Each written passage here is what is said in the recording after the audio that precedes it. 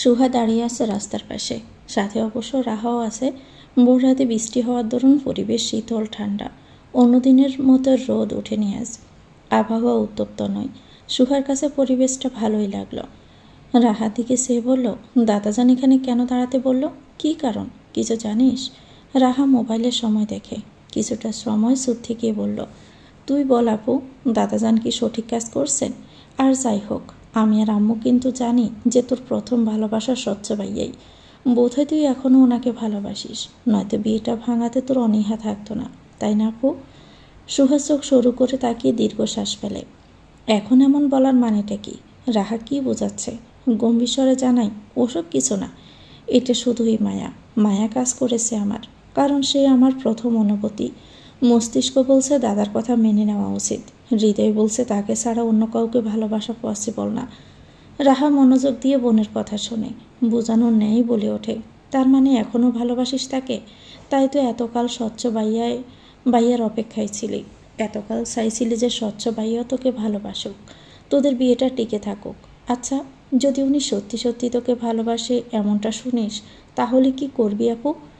সুহা ক্লান্ত চোখে তাকায়, উত্তরে বলে ওঠে, কিছুই করব না, কারণ এখন আমার হাতে কিছু করার নেই। রাহা, স্বচ্ছ যদি দেশে ফেরার পরপরও আমার প্রতি একটু সিরিয়াসনেস দেখাতো, আমি দাদাজানের কাছে অনুরোধ করতাম, কিন্তু স্বচ্ছ বরাবরই বাউন্ডরে। ওর মধ্যে এসব ভালোবাসা, প্রেম, সংসারের সিটিপটাও নেই। সে স্বর্ণ ছাড়া। তোর মধ্যে তো আছে, নয়তো শাড়ি পরে সাথে যেতি তুই, নাকি শাড়িগুলো ভাইয়া গিফট করেছে বলেই শুধু কথা রাখার জন্য তুই শাড়ি পরে সাদে গিয়েছিস? সুহা আনমনে ভাবে, কেন গিয়েছিল সে সাদে? কি দরকারে? কোনো বাধ্যবাধকতা তো ছিল না। সুহা চাইলে সারা রাত স্বচ্ছকে বিনা কারণেই সাদে অপেক্ষা করাতে পারত। চাইলে সে মুহূর্তে স্বচ্ছতার কপালে ঠোঁট ছোয়ালো, সেই মুহূর্তে সজোরে একটা থাপ্পড় বসাতে পারত। কি হলো হঠাৎ? গত 2 দিনের জ্বরে পড়ে থাকা স্বচ্ছ সেবা করতে করতে দুর্বল হয়ে গেল। দুর্বল তো সে বরাবরই, কিন্তু প্রকাশ করে ফেলল। স্বচ্ছ সারা রাত অপেক্ষা করবে এটা ভেবে তার মায়াই বা কেন হলো? 2 দিন পর সম্পর্কটা থাকবে না বলে, নাকি কয়েকটা শাড়ি গিফট করেছে বলে গলে গিয়েছে? লোভী মেয়েদের মতো গিফট পেয়ে নরম হয়ে গিয়েছে? সুহা নিজেই নিজের মনকে এতগুলো প্রশ্ন করে থমকে যায়। অন্যদিকে ফিরেই বলে, জানি না কেন গিয়েছি, কিন্তু এখন মনে হচ্ছে যাওয়া উচিত হয়নি। আমি কি করে এরকম কাজটা করতে পারলাম ভেবেই পাচ্ছি না। এখন রাগ হচ্ছে। সুহা কথাটা বলে শেষ করতে পেছন থেকে শোনা গেল চেনা পুরুষালী কণ্ঠ, কারণ তুমি আমায় ভালোবাসো সুহাসিনী। সুহা নাক ফোলায় রেগে। সব সময় স্বচ্ছর এই অতি কনফিডেন্স বা অহংকারী ভাবটা সহ্য হয় না তার। দাঁতে দাঁত চেপে বলে ওঠে, বলিও না আমি আপনাকে ভালোবাসি না অস্বচ্ছ সাহেব, ঘৃণা করি। স্বচ্ছ পকেটে হাত গুজে হাসে, ঠোঁট এলিয়ে বলে, আমি যে বিপরীত দেখতে পাচ্ছি। সুহার গা জ্বলে ওঠে যেন। নিজের এমন পরাজয় সহ্য করতে না পেরে বলল, অসহ্য লাগছে আপনার হাসিটা। ততক্ষণে গাড়ি এসে দাঁড়িয়েছে স্বচ্ছদের সামনে। গাড়িটা ভাড়া করা। স্বচ্ছ একটু আগেই কল করে বলেছিল, চলে এসেছে দেখে স্বস্তি মিলল।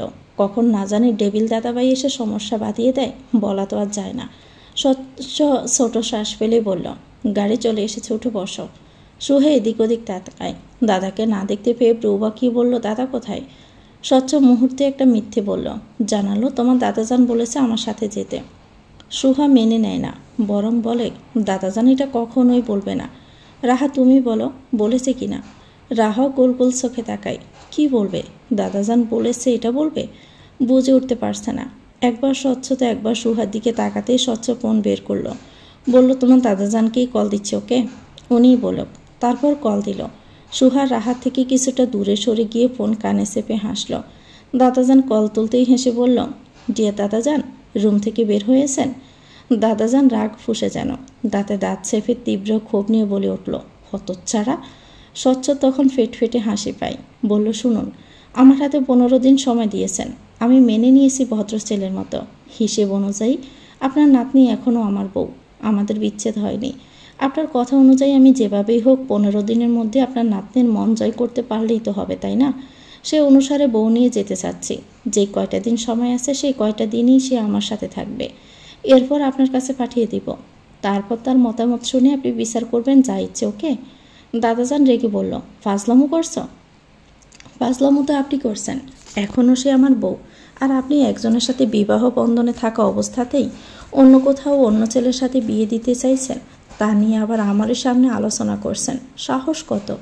একজনের বউ অন্যজনের সাথে বিয়ে দেওয়ার মতো নোংরামো দুনিয়াতে আর হয় বলুন? আমি চাইলে বউ হরণের কেস দিয়ে আপনার নামে মামলা ঠুকে দিতে পারি দাদাজান। দাদাজান পাল্টা রাগ নিয়ে মুহূর্তেই বললেন, এক থাপ্পড় দিব বেয়াদব ছেলে। স্বচ্ছ ঠোঁট বাঁকিয়ে হাসে, বলল যে এটাই দিন, এখন বউ নিয়ে যাওয়ার অনুমতি দিন। যদি না দেন তাহলে কিন্তু কিডন্যাপ করে নিয়ে যাব, নিরুদ্দেশ হয়ে যাব বছর খানেকের জন্য। যা যা অধিকার খাটানো যায় সব খাটাবো, তারপর 3 বাচ্চার বাপ হয়ে আপনার সামনে হাজির হব। এবার বলুন কোনটা পছন্দ আপনার, ভালো পথ নাকি বাঁকানো পথ? এরপর কয়েক মুহূর্ত দাদাজান চুপি থাকলেন। তারপর কি বুঝে শুনে অনেকটা সময় পর মুখ খুললেন, আমার নাতনির উপর আমার বিশ্বাস আছে। কয়েকটা দিন তোমার সাথে থাকলেই তোমার উপর সে গলে যাবে না। যেহেতু অনুমতিটা দিচ্ছি নিয়ে যাওয়ার, কিন্তু শর্ত আছে। কি শর্ত? গম্ভীর স্বরে বেশি আসে, ওর সাথে জোর জবরদস্তি করতে পারবে না, কোনো রকম অধিকার খাটাতে পারবে না। ও তোমার বউ, এটা সঠিক হলো। বউগত অধিকার প্রয়োগ করলে কিন্তু তোমার পুরুষত্বকেই আমি ভ্যানিশ করে দিব, মনে থাকবে? স্বচ্ছ হাসে, হেসে বলল, আপনি একটু বেশি ফাস্ট দাদাজান। বউ নিয়ে যাচ্ছি বলেই যে বাসর সেরে ফেলবো এটা তো বলিনি। স্বচ্ছ অতটাও কন্ট্রোললেস না, জিপ টেনে ছেড়ে ফেলবো। অসভ্য ছেলে, যা ইচ্ছে ছেড়ে ফেলতে পারো। আপাতত আপনার নাতনিকে বলুন আমার সাথে যেতে। শত হোক সে তো আপনারই নাতনি, আস্ত একটা গাড়তেরা। কথাটুকু বলে দুপা বাড়িয়ে সোহাকে ফোন দিল। দাদাজান ফোনে সোহাকে কি বলল তা শোনা গেল না ঠিক, তবে তারপর পরই সোহাকে গাড়িতে উঠে বসতে দেখা গেল, একদম চুপচাপ হয়ে। পাশাপাশি স্বচ্ছ বসল। গাড়ি চলল আপন গতিতে। সোহা অনেকটা সময় চুপ থাকার পর হঠাৎই স্বচ্ছর দিকে তাকালো, বলল, আবারও খেলছেন? আমি কি খেলার বস্তু স্বচ্ছ? আপনি আর দাদাজান আমায় নিয়ে খেলছেন, প্রতিযোগিতায় নেমেছেন? স্বচ্ছ তাকালো। খেলছে? সে তো সুহাসিনীকে নিয়ে খেলছে না, খেলাটায় নেমেছে সে সুহাসিনীকে পাওয়ার জন্য। স্বচ্ছ দীর্ঘ শ্বাস টেনে শান্ত স্বরে বলল, উদ্দেশ্য যখন তুমি, তখন সব কিছুতেই রাজি আমি, খেলায় জিততেও।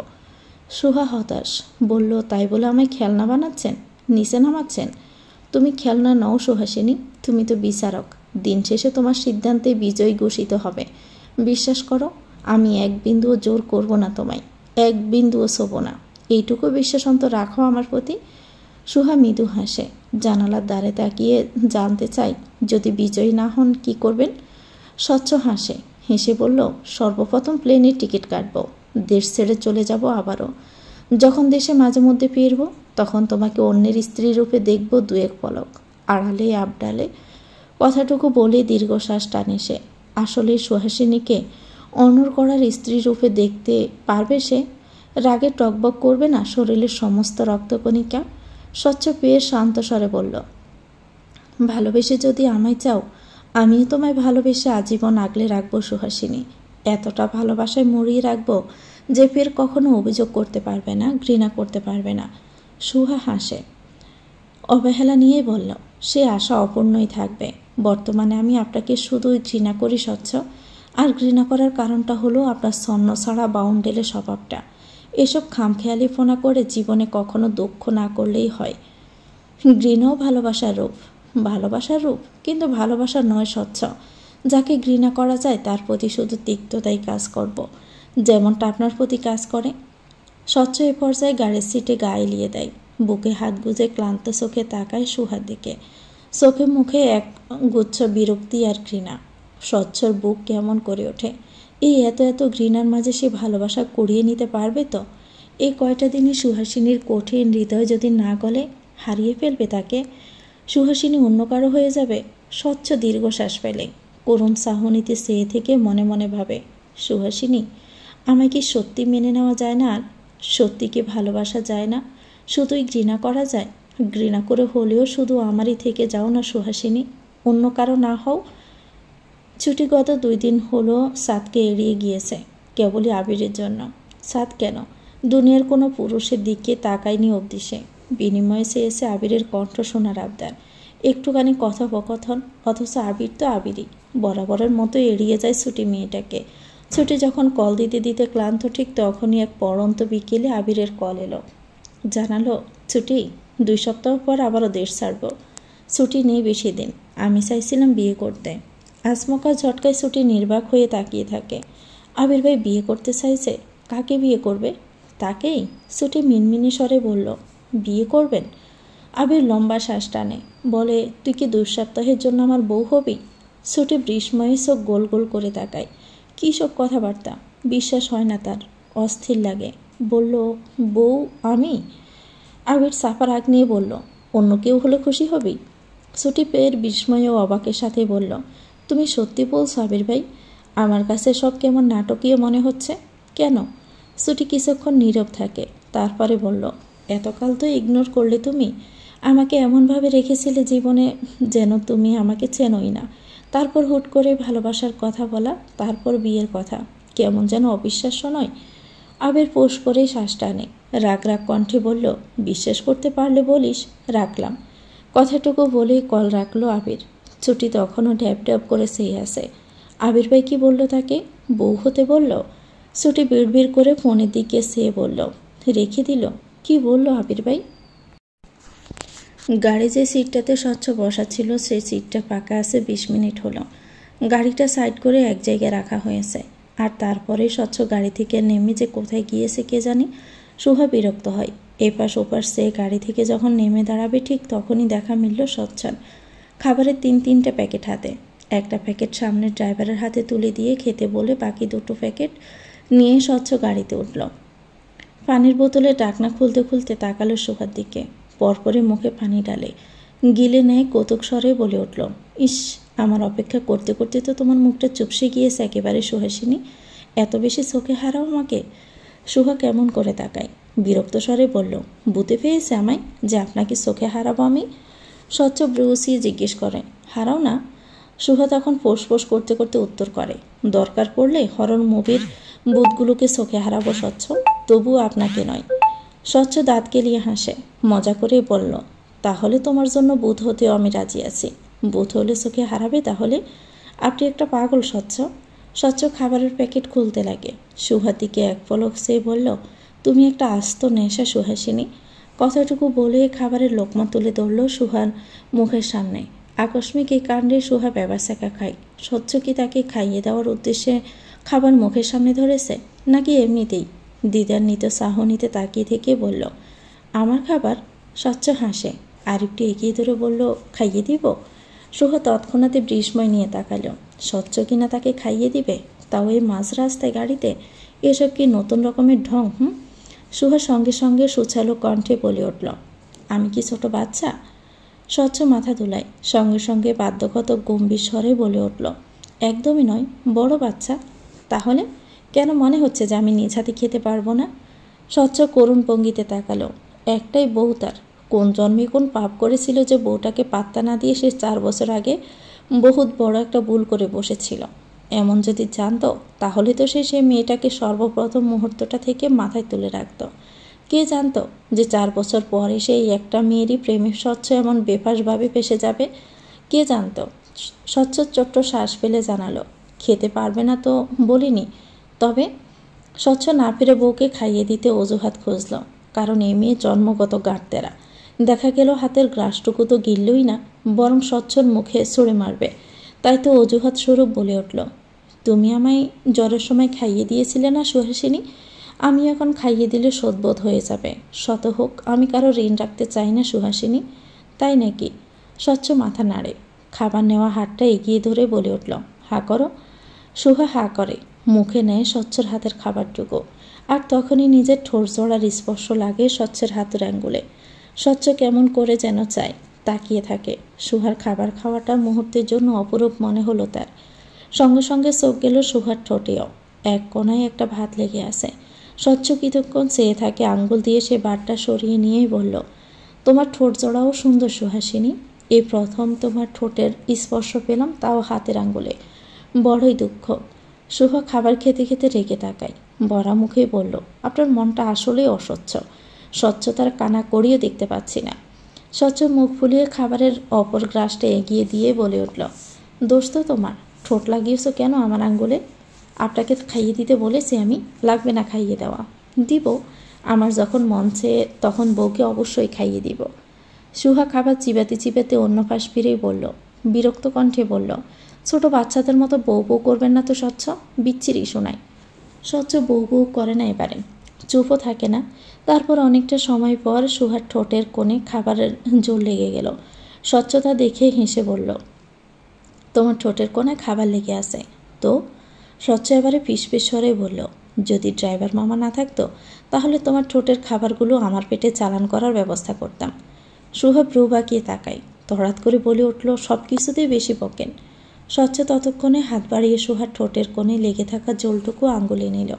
পর মুহূর্তে তার জিভে শুইয়ে মজা করে বলল, টেস্টি। সুহা গা জ্বালানো ভঙ্গিতে বলল, বক্সের খাবারগুলো কি টেস্টি না? স্বচ্ছ ঠোঁট ভাগায়। ফের সুহাকে বিরক্ত আর জ্বালাতে বলে উঠল, বাট তোমার ঠোঁটেরটা বেশি টেস্টি। সুহা হুঁশিয়ারি দিয়েই বলল, প্লাট করবেন না তো একদম, মেজাজ এমনিতেই খারাপ। স্বচ্ছ হাসে, বলল, আচ্ছা প্লাট করব না, প্রেম প্রেম কথা বলবো। এ পর্যায়ে সুহা এমনভাবে তাকালো যেন গিলে নিবে সেই স্বচ্ছকে। স্বচ্ছ বুকে হাত রাখে, কাতর গলায় বলল, ওভাবে তাকাতে নেই, বুকটা কেমন করে সুহাসিনী। স্বচ্ছদের গাড়িটা যখন ঢাকায় পৌঁছালো, অর্থাৎ বাসা থেকে ঘণ্টাখানেক দূরত্বে ছিল, ঠিক তখনই আচমকা ঘটে গেল এক অবিশ্বাস্য ঘটনা। হুট করে বাঁ পাশের রাস্তাটা থেকে ছুটে এলো অনিয়ন্ত্রিত এক ট্রাক। স্বচ্ছ যখন পাশ ফিরে চাইলেও সর্বপ্রথম এই দৃশ্য দেখে অবাক হয় সে। এক নজরে তাকায় বাঁ পাশে বসে থাকা সুহা দেখে। স্বচ্ছর বুক কাঁপে। এই মুহূর্তে সুহাকে এনে বসায় ডান পাশে, মুহূর্তে বাম পাশে। এর দরজাটা খুলে সুহাকে ধাক্কা দিয়ে ফেলে রাস্তার অমিশ্রণ জমিটায়। আকস্মিক ঘটনাটায় সুহা স্তব্ধ হয়ে তাকায়। সেকেন্ডের মধ্যে বিরাট রকমের আওয়াজ পেয়ে সামনে তাকাতেই চোখে পড়ল ট্রাকের সামনে থাকা কারটাকে। বিকৃত আকৃতি দেখাচ্ছে কারটাকে এখন। সুহার কলিজাটা থমকে যায়। দ্রুত পায়ে এগিয়ে গিয়ে গাড়ির এক কোণে স্বচ্ছকে দেখে। গাড়ির দরজাটা খোলা থাকাতে দ্রুত গিয়ে বসে সে। স্বচ্ছকে ভালো করে দেখার আগেই স্বচ্ছ হাত বাড়িয়ে সুহার মুখ সই। নরম হাতে হাত বুলিয়ে বলল, তুমি ঠিক আছো সুহাসিনী? ব্যথা পেয়েছ? কোথাও কি লেগেছে? এই সুহাসিনী, কথা বলো। সুহা তাকায়। আকস্মিক রাস্তায় পড়াটাতে হাত পায়ের কিছুটা ছিলে গেছে তার। ব্যথা পেয়েছে, কিন্তু পর মুহূর্তে স্বচ্ছর দিকে তাকিয়ে সে থমকে যায়। কপালে কাজ ফুটে আছে ছেলেটার। মাথা থেকে গল গল করে রক্ত ঝরছে। মাথার চুলগুলো অবধি বীজে লেপটে আছে। সুহার রক্তে পবিয়ে আছে। এত এত রক্ত দেখে তার গা গুলি ওঠে, শরীর নইয়ে আসে। তবু মস্তিষ্কে গড়ে স্বচ্ছর কিছু হবে না তো? ভালো থাকবে তো সে? সুহা হাত বাড়ায়, কাঁপা কাঁপা স্বরে বলে উঠল, স্বচ্ছ, এই স্বচ্ছ, আপনার এত রক্ত কেন? এত রক্ত কেন স্বচ্ছ? আপনার মাথা। সুহার পাগল পাগল লাগে। কী সব প্রশ্ন করছে বা পলাপ বকছে তা হয়তো সে নিজেও জানে না। স্বচ্ছ সুহার এলোমেলো প্রশ্ন শুনে আলতো হাসে। সুহার কপালের দিকে একটুখানি কেটে গেছে। সেই অংশটুকুতে আঙ্গুল বুলিয়ে বলল, সরি ধাক্কা দেওয়ার জন্য। তোমার কপালে কেটে গেছে সুহাসিনী? ব্যথা করছে? সুহা এবার কান্না করে দেয়। চোখ গলিয়ে পানি বের হয়ে আসে তার। হামলে পড়ে স্বচ্ছ দিকে। আটকে আসা স্বরে বলতে থাকে, আপনার রক্ত স্বচ্ছ, কতগুলো রক্ত স্বচ্ছ, আপনার কতগুলো রক্ত গড়িয়ে যাচ্ছে। কি করব আমি, কি করব বলুন তো? আপনি তো মরে যাবেন স্বচ্ছ, রক্ত আটকাবো কি করে? প্লিজ প্লিজ স্বচ্ছ, সুস্থ থাকুন না, আগের মতো মজা করুন, জ্বালান সব মেনে নিব আমি, প্লিজ। স্বচ্ছ সুহার কথা শুনে হাসে। সুহা পাগলের মতো বকছে তখনও।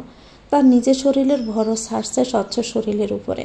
হাত পা কাঁপছে মেয়েটার। স্বচ্ছ হয়তো বুঝতে পারছে নিজের যন্ত্রণা, হয়তো বুঝতে পারছে বেঁচে থাকার সম্ভাবনা ক্ষীণ। তবুও মজার স্বরে সুহাকে আশ্বাস দিয়ে বলল, বোকা মেয়ে, এত সহজে আমি মরবো না, তোমার ভালোবাসা পাওয়া বাকি তো আমার। সুহা তখনও নিজের মতো পলাপ বকছে বিড়বিড় করে, আপনার রক্তগুলো কি করে থামাবো স্বচ্ছ? আপনার রক্ত তো বের হয়ে যাচ্ছে। স্বচ্ছ ফের কথা থামাতেই বলল, রক্ত পবিয়ে আছে তোমার?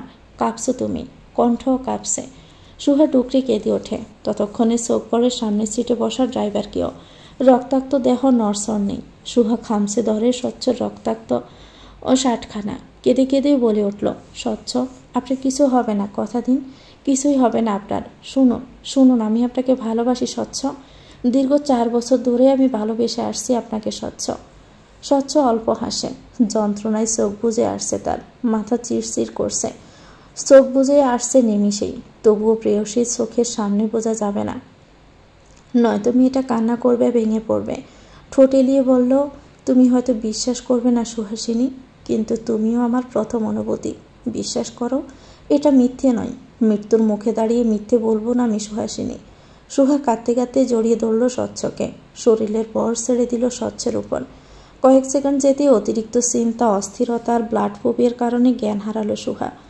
স্বচ্ছ মিনমিনে চোখে চেয়ে থাকে, জড়িয়ে থাকে সুহার শরীরটা। আশপাশে মানুষ চোখে আসে, আওয়াজ ভেসে আসে কানে, আর স্বচ্ছ চোখ জোড়া বুঝে আসে ক্রমশ। তবুও স্বচ্ছ চোখ বুঝতে চায় না। যদি এটা শেষবার হয়, যদি আর চোখ খোলা না হয়, তার চাইতে তার সুহাসিনীকে একটু মন ভরে দেখেই না হয় নিক। সুহার কপালে চোট লেগেছে, সামান্যতম অংশ কেটে রক্ত বের হয়েছে, যার দরুন কপালে ব্যান্ডেজ। হাতে পায়ে যে অংশগুলো ছিলে গেছে তাতে ওষুধ লাগানো। এই সামান্যতম আঘাত পেলেও সুহা এখনও হসপিটালের কেবিনে। ঘুমের মেডিসিন দেওয়া হয়েছে ওকে। সুহা এই হঠাৎ হওয়া অঘটনটা মেনে নিতে না পেরে এই নিয়ে 3 বার জ্ঞান হারিয়েছে। যতবার জ্ঞান ফিরেছে ততবারই তোতলানো স্বরে কেবল স্বচ্ছের অনেকগুলো রক্ত বের হওয়ার ঘটনাটাই বলেছিল, কান্না করেছিল, পাগলামি করেছিল।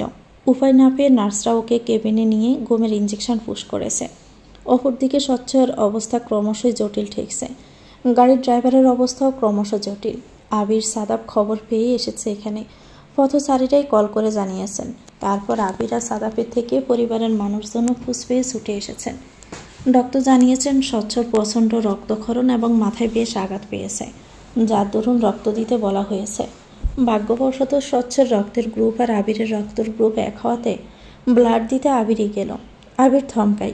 এই প্রথম তার কষ্ট হচ্ছে স্বচ্ছর জন্য।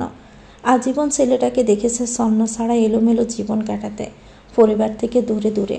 হুট করে এই আকস্মিক ঘটনাটা ঘটার কি খুব বেশি প্রয়োজন ছিল? খুব বেশি? সবেই তো ছেলেটা এক রমণীর প্রেমে উন্মাদ হয়েছিল। আশা রেখেছিল মেয়েটাকে সে পাবে। সৃষ্টিকর্তা মেয়েটাকে তো দিলই না, উল্টো জীবনটাকেই কেড়ে নেওয়ার পর্যায়ে এনেছে। আবিরের চোখ ভিজে আসতে চায়, তবুও কাঁদে না। ছেলেরা তো কাঁদতে নেই। বাহিরে বেরিয়ে এসে স্বচ্ছর বাবাকে আশ্বস্ত করে বলল, চিন্তা করবেন না আঙ্কেল, আমাদের স্বচ্ছ ঠিক হয়ে যাবে আঙ্কেল।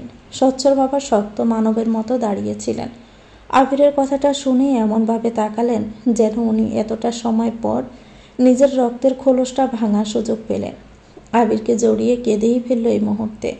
ঠোঁট বাঁকিয়ে বলে উঠলেন, ডক্টরদের বলুন আব্বা, স্বচ্ছটাকে যাতে ভালো করে দেয়। আমি আর ওকে কখনো বকবো না আব্বা। আমার আব্বাটাকে এনে দাও। একটাই ছেলে আমার আব্বা। ছোট থেকেই ছন্ন ছাড়া ছেলেটা। যখন যা চেয়েছে তাই করেছে, যা চেয়েছে পেয়েছে। আমার ছেলেটার অনেকটা কষ্ট হচ্ছে আব্বা। আবির বাখারা কি সান্ত্বনা দিবে?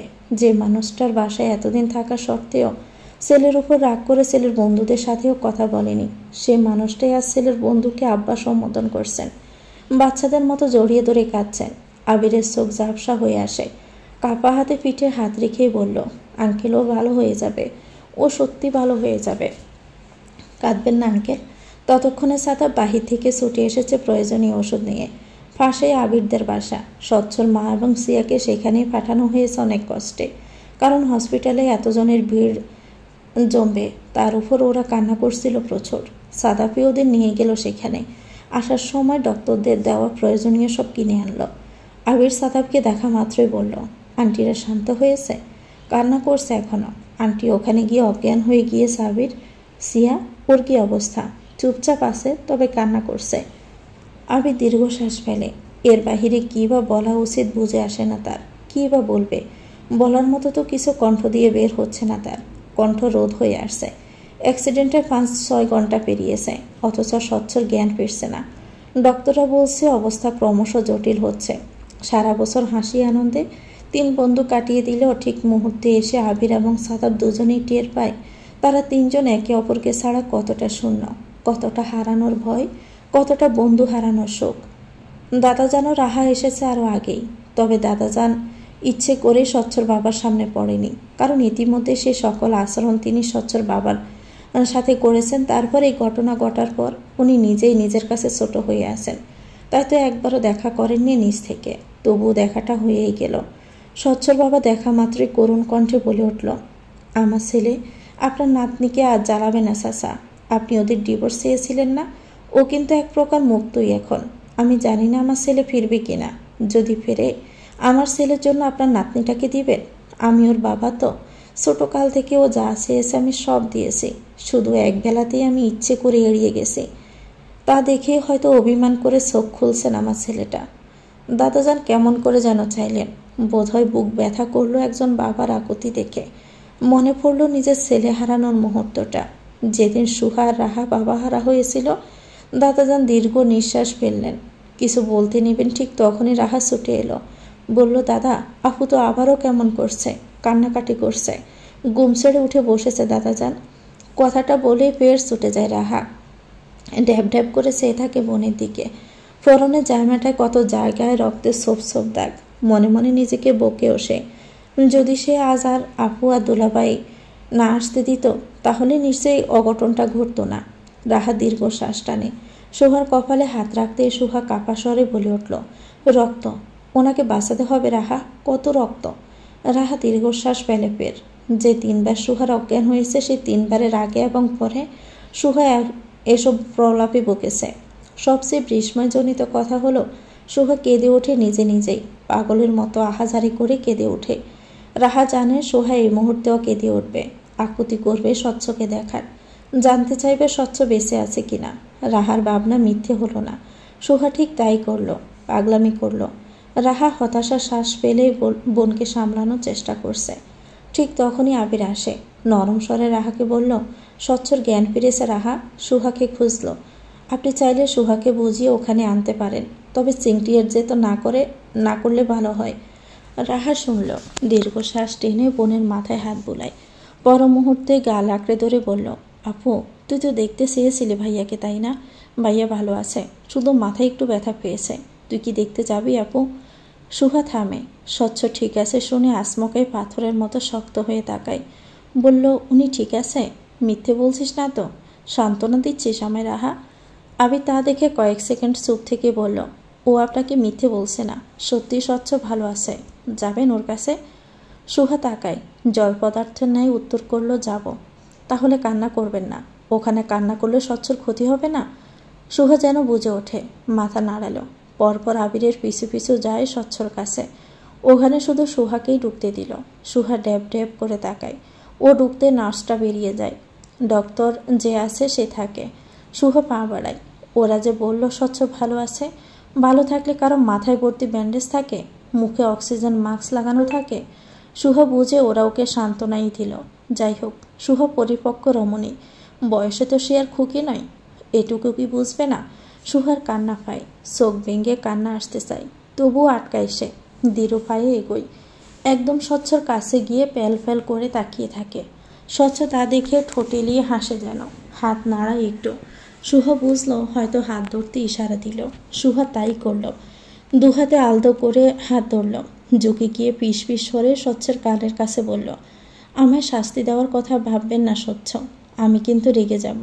আমায় কষ্ট দিবেন না, আপনি জানেন আমার কষ্ট হচ্ছে, বুকের ভিতর কেমন লাগছে, আমার দম বন্ধ হয়ে আসতে চাইছে স্বচ্ছ, এইসবই কি আমার শাস্তি? স্বচ্ছ উত্তর দিতে পারে না। সুহার চোখ টলমল করে। আবিরকে কথা দিয়ে আসলো সে কাঁদবে না, অথচ এখানে এসে সে কথাটা রাখতে পারল না। কেঁদে দিল নীরবে। এক হাত রাখলো স্বচ্ছর গালে, হালকা হাত বুলিয়ে কানের কাছে পিস পিসিয়ে আটকানো স্বরে বলল, আমি জীবনে একটা ছেলেকে ভালোবেসেছি স্বচ্ছ, একটা ছেলের প্রতি আমি মুগ্ধ হয়েছি বারংবার, একটা ছেলের জন্য কতকাল ধরে অপেক্ষা করেছি, সেটা আটনি স্বচ্ছ। উপরে উপরে শত রাগ ঘৃণা করলো, আমি আপনাকে ভালোবাসি স্বচ্ছ, আপনি আমার প্রথম অনুভূতি। স্বচ্ছ চোখ মুখ এই পর্যায়ে উচ্ছ্বাসিত দেখালো, যেন কিছু বলতে চায় সে, কিন্তু বলতে পারল না। সুহা সেই অস্থিরতা দেখে বলল, আমি শুনব, অপেক্ষায় আছি শোনার জন্য, তাড়াতাড়ি সুস্থ হয়ে যান স্বচ্ছ, আমি অপেক্ষায় আছি আপনার প্রেম গ্রহণ করতে। কথাগুলো বলে পর মুহূর্তে স্বচ্ছর দিকে পুরোপুরি ঝুঁকল। স্বচ্ছর ব্যান্ডেজ করা কপালে আলতো চুমু খেয়ে বলল, স্বচ্ছ, আমি আজীবন আপনার সুহাসিনীই থাকব, আপনারই। সাদাবকে ডক্টর ডেকেছে নিজের চেম্বারে। আকস্মিকই ডাকার মানেটা তারা কেউই বুঝে ওঠে না, তবু বুক টিম টিম করে। আবির আর সাদাব দুজনেই বোধহয় আসন্ন বিপদ বার্তা বুঝে গেল। দুজনেই দুজনের দিকে চাইলেও করুণ চাহনিতে, কিন্তু স্বচ্ছর বাবাকে তখনও জানালো না কথাটা। দৃঢ় পায়ে সাদাব ডক্টরের চেম্বারে গেল। গামছে সে দুশ্চিন্তায়, চোখ লাল হয়ে আসছে। সাদাব আবির দুটো ছেলেরই আজকে রূপটা বেহাল, দেখে মনে হচ্ছে ওরা কোনো কালে গোছানো কোনো ছেলে ছিল। চুলগুলো উস্কো খুস্কো এলোমেলো ঠেকছে দুজনেরই। চোখ লাল, চিন্তায় ঘামে চুপসে আছে এক একজনের শার্ট। বোধহয় ঘামের গন্ধটাও ছড়াচ্ছে দুজনের শরীর থেকে। অথচ সময়টা কেবল 5-6 ঘন্টা। এই 5-6 ঘন্টাতে তাদের কতটা পরিবর্তন। সাদাবকে ডেকে নিয়ে ডক্টর একটু আগেই জানিয়েছে যে রিপোর্টে স্বচ্ছর ব্রেইনের একটা ধমনীতে ড্যামেজ দেখিয়েছে, যার কারণে স্বচ্ছর জ্ঞান ফিরলেও সারভাইভ করাটা নিয়ে তারা নিশ্চিন্ত করতে পারছে না। ফলস্বরূপ ডক্টররা আলোচনা করে সিদ্ধান্ত নিলেন একটা অপারেশন করার। তবে এই অপারেশনটা রিস্কি হতে পারে। স্বচ্ছ প্রাণ আর ফিরলই না অপারেশন করার পর, আবার হতেও পারে স্বচ্ছ এরপর একদম সুস্থ জীবনযাপন করলো। এই নিয়ে চিন্তায় ডক্টররা যখন কঠিন সিদ্ধান্ত নিতে পারছিল না, তখনই সাদাব এবং আবিরকে বিষয়টা জানালো। যেহেতু এসেছে পর্যন্ত এই দুটো ছেলেকে রোগীর জন্য দৌড়াদৌড়ি করতে দেখেছেন তারা, ভেবে নিলেন এরা রোগীর ভাই হয়তো।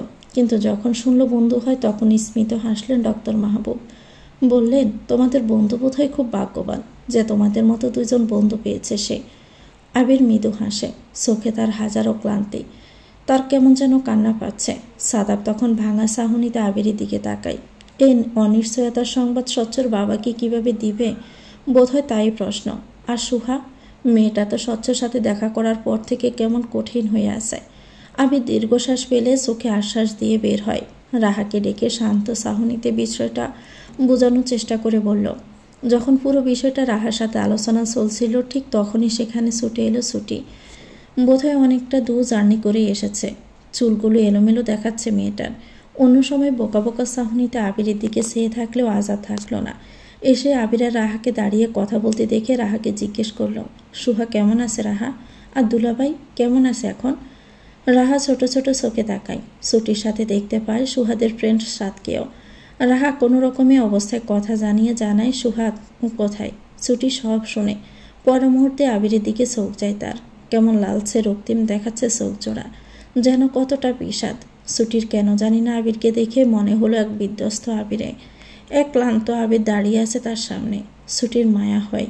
এক হাতে আবিরের একটা হাত ধরে ক্লান্ত গলায় বলে উঠল, চিন্তা করবেন না আবির ভাই, আমাদের সুহা স্বচ্ছ ভাইয়াকে কতটা ভালোবাসে। সে ভালোবাসাটা পূর্ণতা না পেতে দুলাভাইয়ের কিছু হতেই পারে না, বুঝলেন? উনি দ্রুত সুস্থ হয়ে যাবে। আপনাদের আবারও আড্ডা জমবে।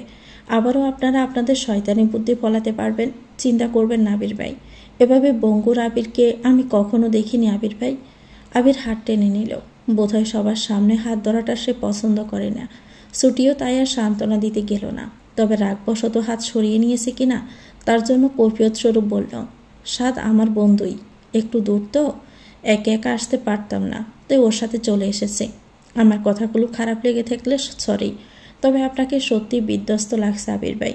আমি সে কারণেই আপনাকে মনোবল দিতে চেয়েছিলাম, সরি। কথাগুলো একটানে বলে সাদ সহ সুহার কাছে গেল ছুটি।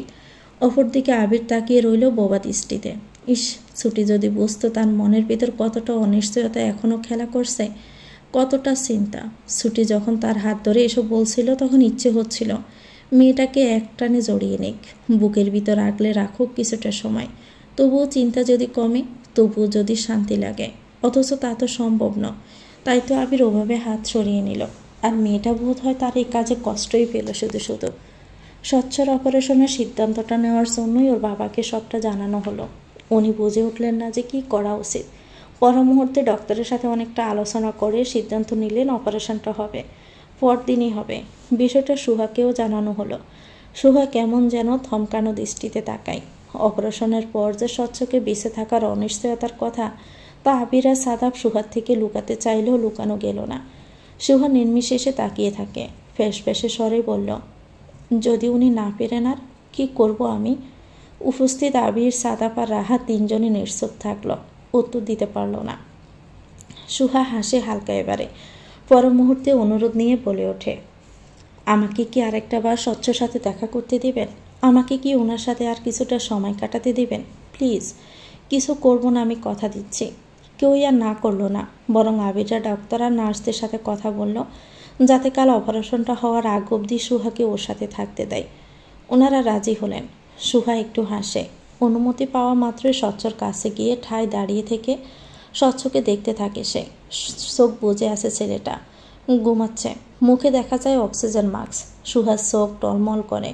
ঝুঁকে গিয়ে স্বচ্ছর মুখে আঙ্গুল বোলায়, বিড়বিড় করেই বলল, শাস্তি আপনার প্রাপ্য ছিল স্বচ্ছ, কষ্ট আপনি দিয়েছেন আমায়, তাহলে সবসময় আমিই কেন বকবো, সবসময় আমিই কেন কষ্ট পাবো স্বচ্ছ? আমার প্রতি এতটা অবিচার কেন হবে বলুন? ভালোবাসি বলে? সুহা বিড়বিড় করে কথাগুলো বলেই থামে। স্বচ্ছ একটা হাত নিজের হাতে নিয়ে শান্ত কণ্ঠে বলল, আমি ভয় পাচ্ছি স্বচ্ছ, আমি জানি তো আপনি আমায় ছাড়বেন না, আপনি আমায় একা পেলে যাবেন না। এত বড় শাস্তি নিশ্চয়ই আমার প্রাপ্য নয় স্বচ্ছ, বলুন। এতটা শাস্তি কি আমার প্রাপ্য বলুন? স্বচ্ছ শুনে না, চোখ মিলিয়েও তাকায় না। সুহার চোখ টলমল করে, দু এক ফোঁটা গড়িয়ে পড়ে স্বচ্ছর মুখেও, অথচ স্বচ্ছ তখনও চোখ বোঝা, সুহার শুকনো ডোক গিলে সেভাবে স্থির বসে থাকে স্বচ্ছর কাছে। স্বচ্ছর হাতটা সেভাবেই আগলে রাখে নিজের হাতের মুঠোয়। এভাবে কতটা সময় যে পার হলো সুহা নিজেও জানে না। এখন এই অবস্থায় সময় গ্রাসটুকুও নেই তার। তবুও যখন সময় মাঝরাত্রিতে ঠিক তখনই স্বচ্ছ চোখ মেলে তাকায়। সুহাকে সেভাবে আলো আধারে বসে থাকতে দেখে মৃদু হাসে যেন। যে হাতটা সুহার হাতের মুঠোয় রাখলো সেই হাতটা একটু নড়ে ছড়ে করে বোঝালো যে সুহার দিকে তাকিয়ে হাসছে। সুহাও তাকালো, বলল, স্বচ্ছ। স্বচ্ছ তাকিয়ে থাকে, কথা বলার মতো পরিস্থিতি তার নেই, তবুও সে ঠোঁট এলিয়ে হাসে, চোখে চোখে হাসি খেলে যায় যেন। সুহা দাঁত চেপে ধরে বলল, আমাকে বিয়ে করেছিলেন স্বচ্ছ, একবার বিয়ে করে ফেলে চলে গিয়েছিলেন, এরকম ভুল দ্বিতীয়বার করার সাহস করবেন না স্বচ্ছ। আপনাকে কিন্তু খুন করে ফেলব, কখনোই ক্ষমা করব না, কখনোই না। স্বচ্ছ এবারও সুহার কথা শুনে হাসে। পরের মুহূর্তে টের পায় সুহা কাঁদছে কথাগুলো বলতে বলতে, টলমল করছে চোখ জোড়া। স্বচ্ছ হাত এগোতে চায় সুহার চোখের পানি মোছার জন্য, কিন্তু পারল না, ব্যর্থ হলো। সুহা তা বুঝে মুখটা স্বচ্ছর হাতের কাছে আনে, গালে হাত ছুঁয়ে বলল, একটা মেয়ে আপনাকে ভালোবেসে একবার ঠকে গিয়েছে স্বচ্ছ, দ্বিতীয়বার ঠকাবেন না প্লিজ, প্লিজ স্বচ্ছ। কথাটা বলেই নীরবে কেঁদে ফেলল সুহা। স্বচ্ছ তা দেখে স্থির চেয়ে থাকে। সুহা পের বলল, কে বলেছিল আমাকে সরিয়ে দিয়ে গাড়ির ওপাশে আনতে? কে বলেছিল আমাকে বাঁচিয়ে দিয়ে কষ্ট আমি চেয়েছিলাম? আপনি আজীবনে ফাঁকিবাজ স্বচ্ছ, খবরদার বলছি। আমাকে ভালোবাসার সময় এসে যদি আপনার ভালোবাসায় ফাঁকিবাজি করবেন ভেবে থাকেন তাহলে কিন্তু খারাপ হবে। আমি শুধু আপনার ভালোবাসা পাবো বলে 4টা বছর অপেক্ষা করেছি। স্বচ্ছ সুস্থ থাকলে নিশ্চয়ই কথাগুলো শুনে হেসে মজা নিত, তবে এবারে তা হলো না, বরং মৃদু হাসলো কেবলই। সুহা ঝুঁকে স্বচ্ছর মুখটা আগলে ধরে লজ্জা বলে চুমো দেয় স্বচ্ছর গালে, বলল, আমি আপনাকে এ নিয়ে 2 কি 3টে চুমো দিয়েছি স্বচ্ছ, আর আপনি কেবল সেদিন 7 চুমোটাই। চুমোর ঋণ শোধ করতে হলেও কিন্তু আপনাকে আমার সাথে সংসার করতে হবে স্বচ্ছ, নয়তো আমি অন্য কাউকে ধরে এনে চুমো খাবো। এমন একটা সিরিয়াস মুহূর্তেও সুহা কথাগুলো বলল যেন স্বচ্ছর মন খারাপ না হয়, স্বচ্ছ যাতে ছেড়ে না যায় এই কারণেই। স্বচ্ছ এই পর্যায়ে একটু বেশি ঠোঁটে লিয়ে হাসে, চোখ দিয়ে বোঝাতে চায় যেন অন্য কাউকে চুমু খেলে সে সুহার ঠোঁটি কেটে রেখে দিবে। পরদিন স্বচ্ছর অপারেশনটা সকালেই হয়, কিন্তু চিন্তার বিষয় হচ্ছে অপারেশনের পর স্বচ্ছর তখনও জ্ঞান ফেরেনি। বাহিরে যখন সবাই চিন্তায় চিন্তিত ঠিক তখনই আবিরের পিছনে এসে দাঁড়ায় ছুটি। আবির সবার থেকে অনেকটা দূরেই দাঁড়িয়ে আছে দেখে ছুটি এসেছিল। চিন্তায় অস্থির হওয়া আবিরের কাঁধে হাত রেখে সে বলল, দেখবেন একটু পরে ডক্টর এসে বলবে যে অপারেশন সাকসেসফুল, চিন্তা করবেন না আবির ভাই। আবির চিন্তায় ডুবে আছে। এই মুহূর্তে সবার মধ্যেই কিন্তু আড়ালে পিস স্বরে ছুটির কথাটা তার বিরক্তই লাগলো। ছুটি বোধ হয় সে বিরক্ত দেখে নিরাশ হয়ে গেল। দ্রুতই আবিরের কাঁধ থেকে হাত সরিয়ে নিল সে। তখনই রাহাকে হুড়মুড় করে এদিকে আসতে দেখা গেল, চোখে মুখে উচ্ছ্বাস যেন আনন্দ। রাহা এলো দ্রুত, হাসি খুশি মুখে আবিরকে ডেকে তার হাত টানতে টানতে নিয়ে যেতে যেতে বলল, ডক্টর বলেছে অপারেশনটা সাকসেসফুলি হয়েছে, আপনাকে ডাকছে সাতাব ভাইয়া। মুহূর্তে আবিরের মুখে হাসি ফুটল যেন, একটু আগে বিরক্তিটাই পরিণত হলো তীব্র সুখে। ছুটি নিজেও খুশি হলো, তবু কোথাও যেন তার বিশাল এক মন খারাপ কাজ করলো। কেন এই মন খারাপ তার, কেন এই বিষাদ? আবির ভাই তার কথা শুনে বিরক্ত হয়েছে বলে, রাহা হাত ছুঁয়েছে বলে, নাকি রাহার মুখে তাকিয়ে আবির ভাই হেসেছে আর তার মুখে তাকিয়ে বিরক্ত হয়েছে বলে? কোনটা?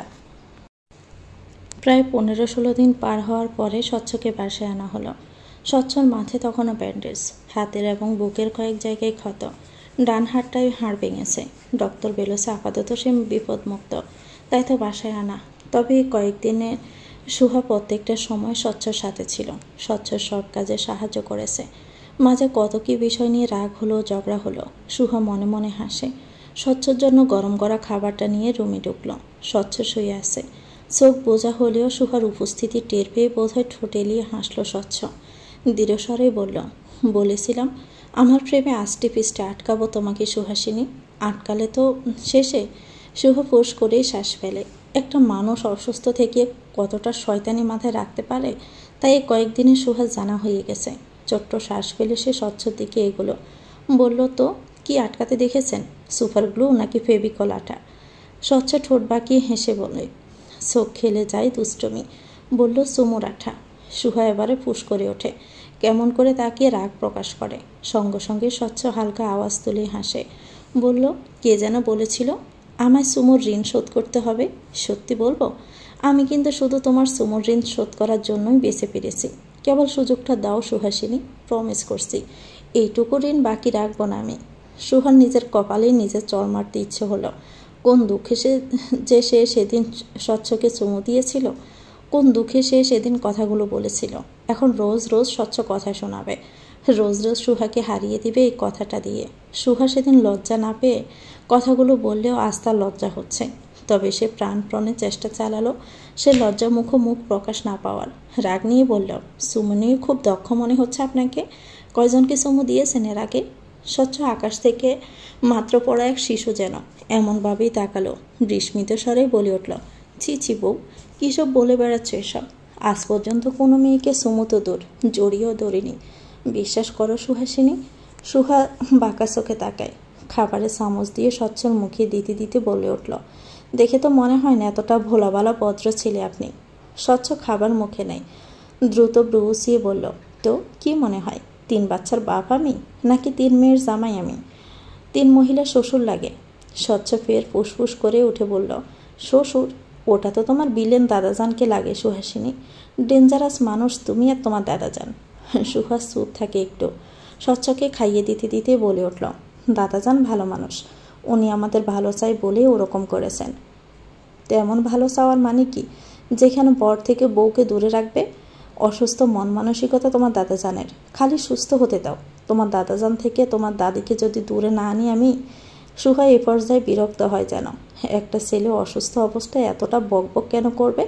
এখনও তো পুরোপুরি সুস্থ হয়নি, মাথায় চাপ পড়লে। সুহা বিরক্ত স্বরে বলল, দাদাজান আপনার মতো ছাগল প্রজাতির পুরুষ নয়, নিজের বউ নিজের আওতায় রাখতে জানে সে। স্বচ্ছ কেমন করে তাকায় এবারে। বউ সামলাতে কি সে অক্ষম? এমন অপবাদ দিল তাকে। এমন অপবাদ সহ্য হবে না স্বচ্ছর। গা টকবক করল। বলল, আমি জানি না। সুহা উত্তর করল, অবশ্যই জানেন না। স্বচ্ছ এবারে ব্রু বাঁকিয়ে তাকায় সুহার দিকে। বলল, তাই নাকি? দেখাবো পারি নাকি। স্বচ্ছ সেভাবে ব্রু বাঁকিয়ে সুহার দিকে তাকিয়ে থাকলো কথাটা বলে। পরপরই সুহান মাথার পেছনে বাম হাতটা দিয়ে এগিয়ে আনলো নিজের দিকে। পর মুহূর্তে ঠোঁট এগিয়ে নিতে যাবে সুহার মুখের দিকে, ঠিক তখনই সুহা সরে গেল। রেগে ব্রু উঁচিয়ে বলল, গলা চেপে ধরবো বলে দিলাম একদম। এমনিতেই তো রোগী হিসাবে আছেন, তখন শ্বাসকষ্টে রোগী বানিয়ে দিব। স্বচ্ছ নীরব কষ্ট নিয়ে চেয়ে থাকে। সাদাপের কথাটা বারবার মনে পড়ছে। এই ডেঞ্জারাস মেয়েকে রোমাঞ্চের সময় তোর কী অবস্থা করবে বন্ধু? স্বচ্ছর এখন সত্যিই মনে হলো যে তার কপালে প্রেম নেই, সত্যিই নেই। যা আছে তা কেবল মারামারি আর বউয়ের শাসানোসর। স্বচ্ছ যখন মিনমিনে চোখে চেয়ে আসে ঠিক তখনই সুহাস চোখ পড়ল স্বচ্ছর মুখে এবং শার্টে। আকস্মিক টেনে নেওয়াতে চামচের খাবারটুকু স্বচ্ছর মুখে এবং শার্টে পড়েছে। সুহাস ছোট শ্বাস টানে। বলল, আপনার জন্য এমনটা হলো। খাবারটুকু না হলে পড়তো না এভাবে। এখন শার্টটা চেঞ্জ করতে হবে। স্বচ্ছ বাঁকা স্বরে বলল, নিজেই তো বউ আওতায় রাখার কৌশল দেখাতে বলছো। সুহা তখন রাগে ঝলঝল করে বলে উঠল, আমি? স্বচ্ছ বলল, তো কি আমি? আপনার ভূত। কথাটা বলে পানিয়ার কাপড় আনল। পরপর স্বচ্ছ শার্টের বোতামে হাত রাখল। বোতামগুলো খুলতে যখন ব্যস্ত তখনই স্বচ্ছ হাসে। ফের বলল, 2 দিন আগে আমায় তো ডিভোর্স দিয়ে দিচ্ছিলে, 2 দিন পর এখন আমার শার্ট খুলতে জিজ্ঞেসও করছো না? লজ্জা পাওয়া তো দূরের কথা। সুহার কথা কান দেয় না, বরং বলল, হসপিটালেও আপনার শার্ট চেঞ্জ করেছি। শুধু পুরোপুরি চেঞ্জ করার বেলায় আবির ভাই আর সাদাব ভাই সাহায্য করতো। তুমি চাইলে তুমিও তো করতে পারতে, করনি কেন? সুহা চৌরসকে তাকাই। ইচ্ছে হয় এ ছেলেটার মুখে আঠা লাগিয়ে দিতে। রাগ নিয়ে বলল, করলে তখন বলতেন বেহায়ার মতো সুযোগ লোভে নিচ্ছি। স্বচ্ছ বলে, শার্ট চেঞ্জ করানোটাতেও তো এক প্রকার সুযোগ নিচ্ছ। আমার সুন্দর বুক, ফিট, গলা ড্যাব ড্যাব করে গিলে নাও চোখ দিয়ে, বুঝি না আমি?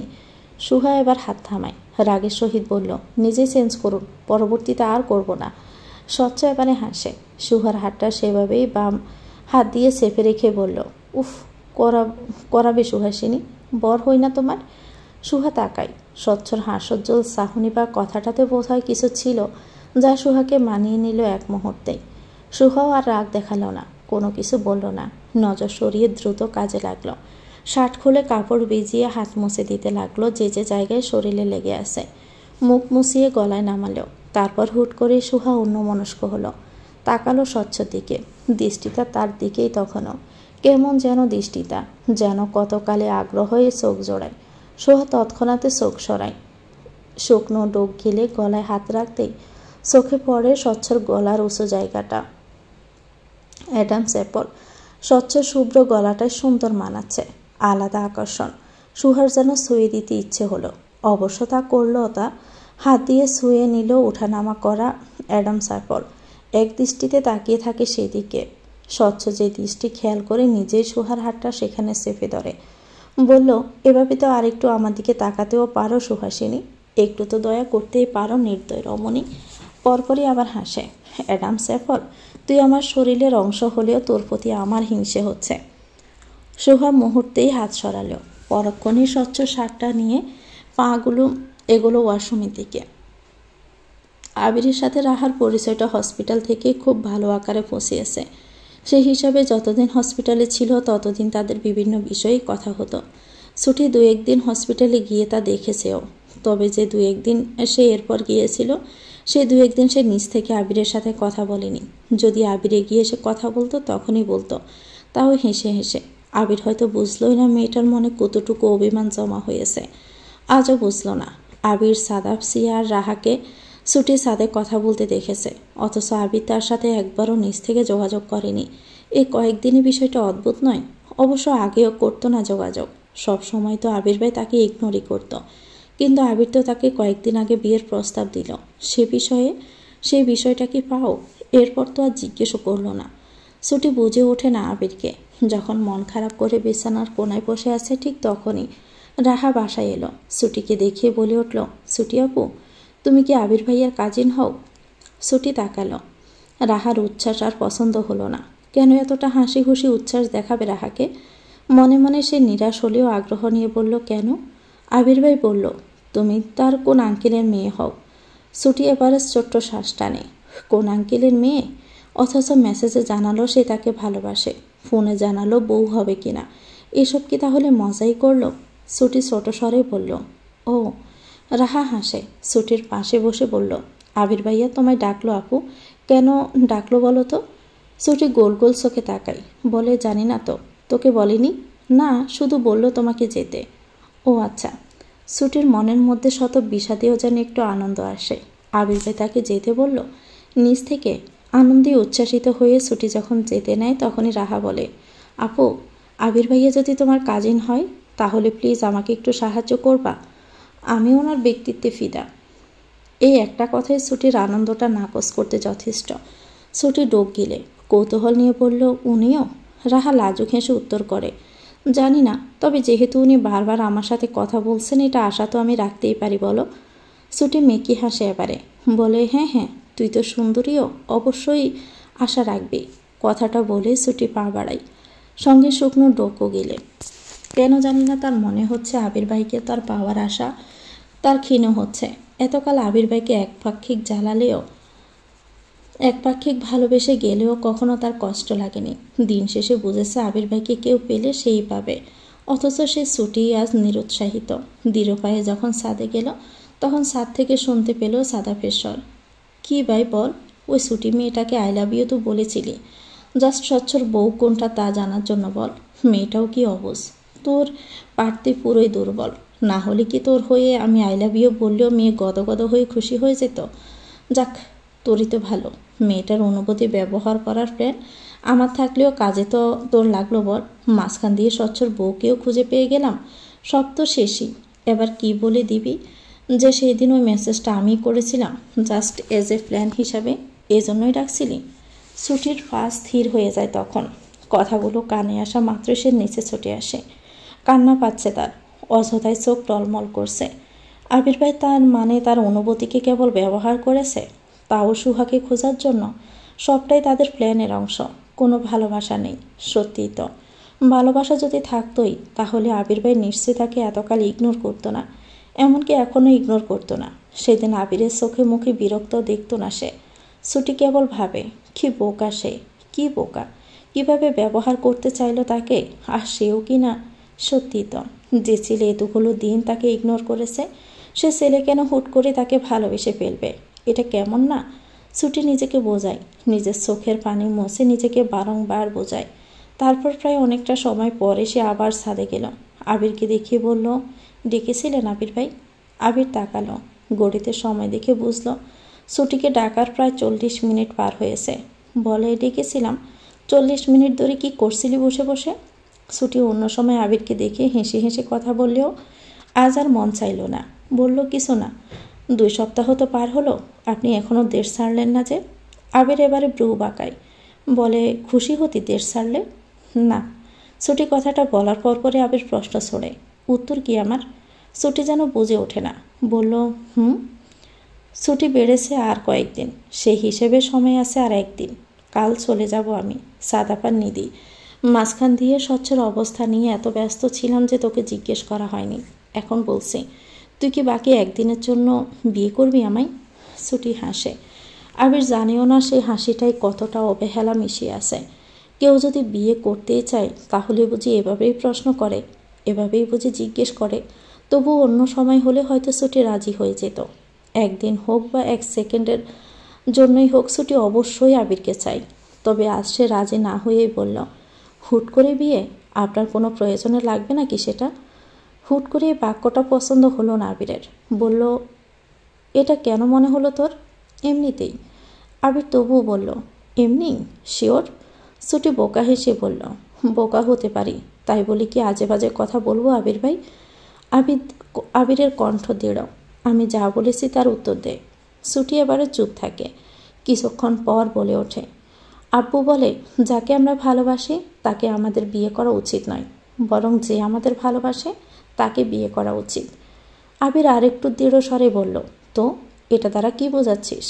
ছুটি হেসে বলে, মানে আমিই তো আপনাকে ভালোবাসি, আর আমি কি বাসি না? হ্যাঁ, এটাই। আবিরের মেজাজ খারাপ লাগে। বলে, তো কি বিয়ে করবি আমাকে? এটাই বললি? রিজেক্ট করছিস আমার প্রপোজাল? ছুটি মুহূর্তে মাথা নাড়িয়ে বলে উঠল, না না, আপনাকে রিজেক্ট করার কথা আমি ভাবতে পারি নাকি? তবে বিয়ের সময় তো চলে যাচ্ছে না আবির ভাই। আমার আব্বা আম্মাও আমায় কখনো জোর করবে না বিয়ে নিয়ে। আমি অ্যাকচুয়ালি বিয়েটা ভেবেচিন্তেই করতে চাই। আবির মেনে নিল এবারে, তবে বলল, ঠিক আছে, কিন্তু অন্য কারো হওয়ার চেষ্টা করবি না, বলিও না।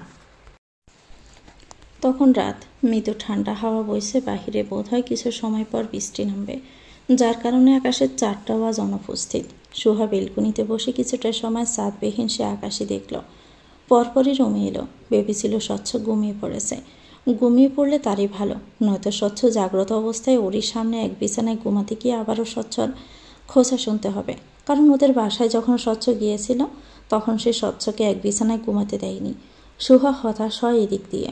স্বচ্ছকে উদাস ভঙ্গিতে বসে থাকতে দেখে বলল, এমন বার্নর মুখ করে বসে আছেন কেন? আপনি না অসুস্থ? ঘুমাননি কেন এখনও?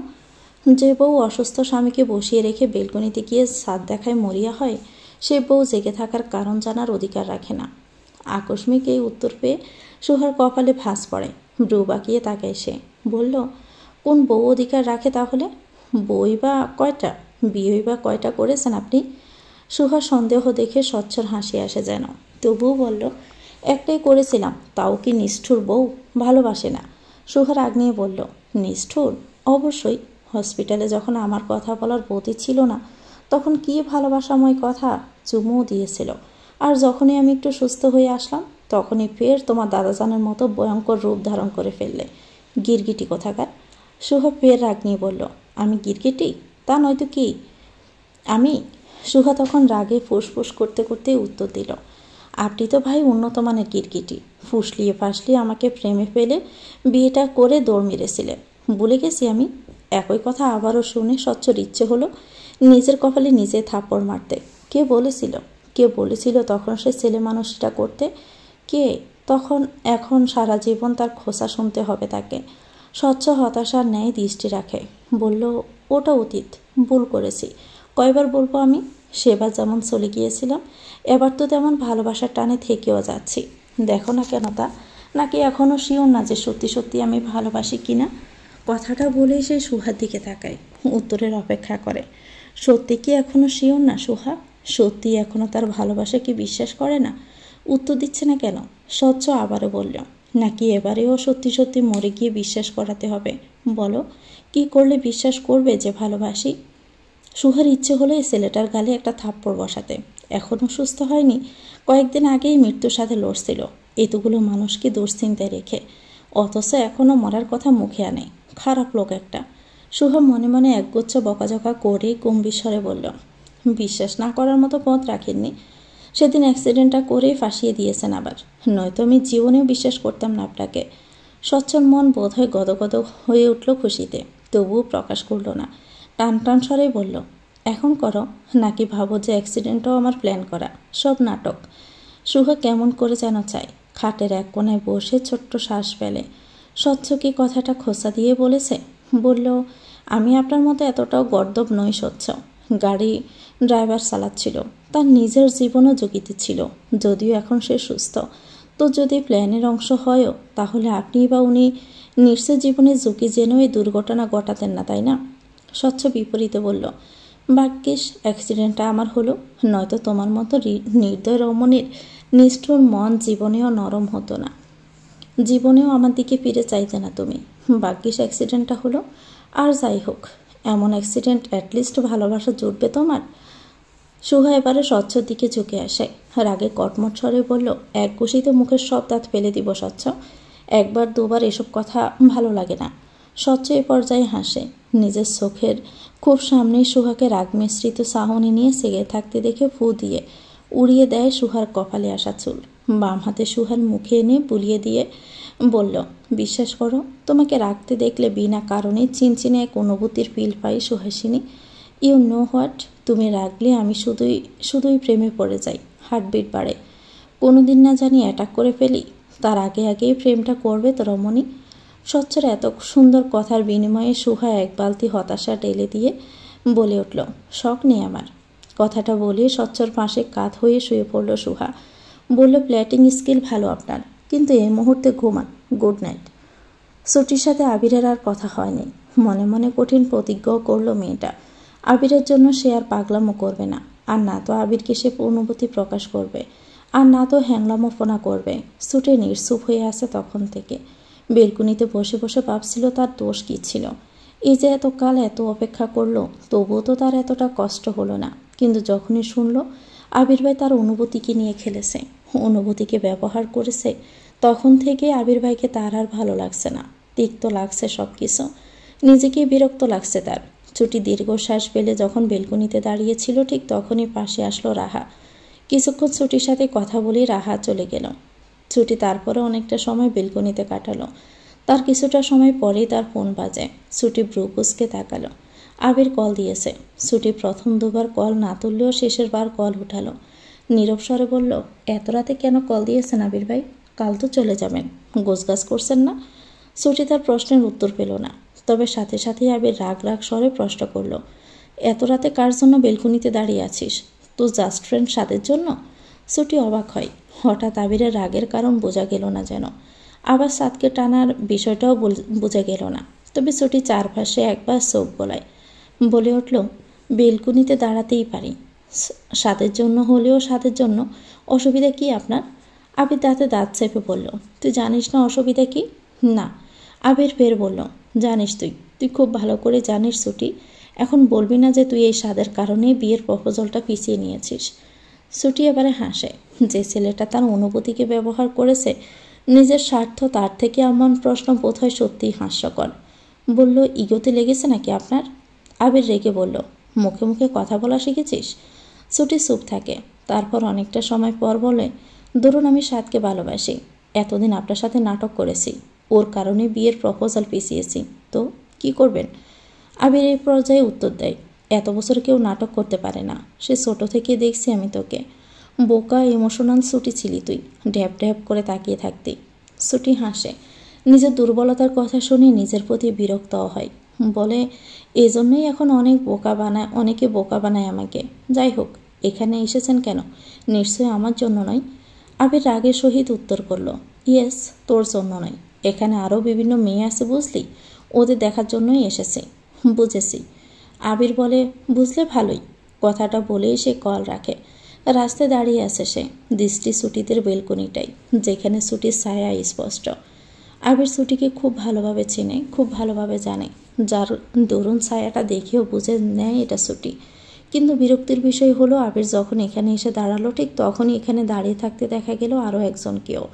ছেলেটা সাত, ছুটিদের বেলকনিতেই তার দৃষ্টি, আর বেলকনিতে তখন ছুটি দাঁড়ানো, যা আবিরকে রাগিয়ে দিতে যথেষ্ট।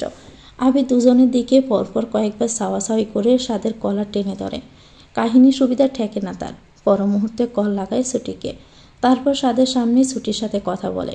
বেচারা সাদ এর আগে একবার মার খেয়েছে, আক্কেল হয়ে গেছে তার, তাই কল রাখার সাথে সাথে বলে উঠল, কসম ভাই, আমি ছুটির জন্য দাঁড়িয়ে নেই, আমি তো এমনি এই পথ দিয়ে যাচ্ছিলাম, ভাবলাম রাহাকে দেখতে পাবো কি না।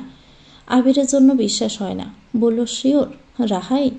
সাদ সঙ্গে সঙ্গে মাথা নাড়ায়, বলল, হ্যাঁ হ্যাঁ শিওর, রাহাই। প্রমাণ? সাদ কি প্রমাণ দিবে বুঝে ওঠে না, তবে অনেকটা সময় পর ফোনে কথা বলার বিষয়টা মাথায় এলো তার, কারণ সরাসরি তো সে কখনোই রাহাকে বলেনি নিজের দুর্বলতার কথা। সাদ শুকনো ডোক গিলে ফোন নিয়ে কল দিতে গিয়ে বুঝতে পারে যে তার ব্যালেন্স নেই। সাদ নিরস চাহনিতে তাকায় আবিরের দিকে। আবির তা দেখে বলল, কি হয়েছে? সাদ বোকা বোকা স্বরে বলল, ব্যালেন্স নেই। আপনার ফোনটা দিবেন ভাই? আবিরও নির্দ্বিধায় ফোনটা দিল। সাদ এগিয়ে দিয়ে রাহার নাম্বারে কল দিল। রিসিপ্ট হতে চুপ থাকে সে। ওপাশ থেকে রাহা কর্কশ স্বরে বলল, এটা নিশ্চয়ই আপনি প্রতিদিন রাতে কল করে চুপ করে থাকেন যে সে, তাই তো? ফান কি এসব করে? সাদ কণ্ঠটা লাউড স্পিকারে দিয়েই শোনালো। পর মুহূর্তে কল রেখে দিতে গিয়ে বলল, আপনাকে দেখতে এসেছিলাম, রাস্তায় দাঁড়িয়ে আছি, বেলকনিতে আসবেন একটু? কথাটা বলেই সাদ কল রাখে। আবিরকে বলল, দেখলেন তো ভাই, এটা ছুটির কণ্ঠ না, বিশ্বাস হলো তো? তাও বিশ্বাস না হলে বেলকনিতে তাকান, রাহা হয়তো আসবে কৌতূহল থেকে। কথাটা বলার একটু পরে বেলকনিতে আরও একটা ছায়ামূর্তি দেখা গেল, যা রাহার। বেলকনিতে এসে চারপাশে চোখ বুলিয়ে কিছু খুঁজছিল যেন সে। ছুটি তা পরখ করে বলে উঠল, কি হলো, কি খুঁজছিস তুই? রাহা খুঁজতে খুঁজতে বলল, একজন মাত্র কল দিল। ছুটি কৌতূহল নিয়ে বলল, কে কল দিল? যে কয়েকদিন পর পর অচেনা নাম্বার থেকে কল করে চুপ করে বসে থাকে, ভালোবাসার কথা বলে সেই লোকটা। ছুটি হাসে এবারে, বলল, ভালো তো। তো কে সে বেচারা? রাহা ফোন এগিয়ে ধরল, নাম্বারটা দেখিয়ে বলল, জানি না তো, এই নাম্বার থেকে কল এলো আজ। ছুটি প্রথমে খেয়ালই করল না, পর মুহূর্তে নাম্বারটা খেয়াল করে চোখ গোল গোল করে তাকায়। এই নাম্বারটাই, এটা তো আবির ভাইয়ের নাম্বার, তার মুখস্থ আছে। ছুটি তবুও নাম্বারটা মিলালো মনোযোগ দিয়ে। দ্বিধান্বিত স্বরে বলল, এটাই?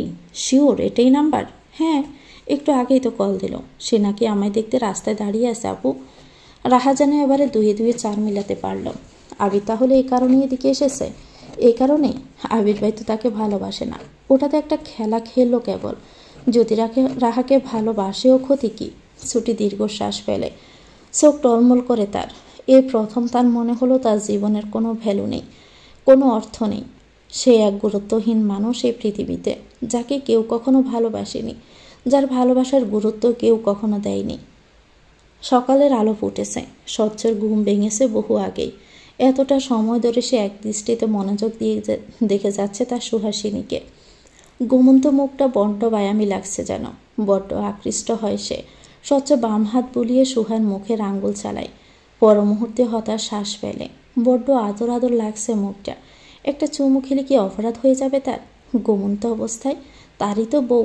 স্বচ্ছ নিজেকে সামলালো, কিন্তু পর মুহূর্তে চোখ যায় সুহার গলায়। পর্ষা গলাটায় কিছু চুল এলোমেলো হয়ে আছে। স্বচ্ছ হাত বাড়ায় এবারে, সুহার চুলগুলো গলা থেকে সরিয়ে দিতে দৃশ্যমান হলো পর্ষা গলাটা। তর্জনী আঙ্গুল ছুঁয়ে গলায় আঙ্গুল বুলালো সে, যা স্থির হয় গলার তিলটায়। সুহা ঘুমন্ত অবস্থাতে পুরুষালী হাতের স্পর্শে মৃদু কেঁপে ওঠে। ঘুম ছেড়ে কেমন করে স্বচ্ছর দিকে চাওয়ার আগেই স্বচ্ছ ঝুঁকে গেল। শুকনো ডোক গিলে বার কয়েক, পরপরই নিজের ঠোঁট জোড়া নিঃশব্দে সুহার গলায় ছোঁয়ায়। সদ্য ঘুম ভাঙা সুহা পুরুষালী পুরু উষ্টের স্পর্শ পেতেই শিহরিত হয়। শিশিরে এক অনুভূতি হয় শরীরময়। হৃদস্পন্দনও বেড়ে এলো এই একটা ছোঁয়াতেই। সুহা বুঝে উঠতে মুহূর্তে লাফ মেরে দূরে সরে যায়। চোখ জোড়া তখনও ঘুমো ঘুমো। কিছুক্ষণ চুপ থেকে থম মেরে থাকে সে।